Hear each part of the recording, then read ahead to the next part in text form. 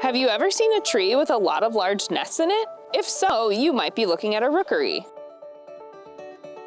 A rookery is a breeding place or colony of social animals. Great blue herons are one example of animals that nest in rookeries in DuPage County. They build their nests along creeks, rivers, lakes, and wetlands. While a great blue heron rookery can contain up to 100 nests, they tend to go in cycles, with some years having more nests and some years having less nests.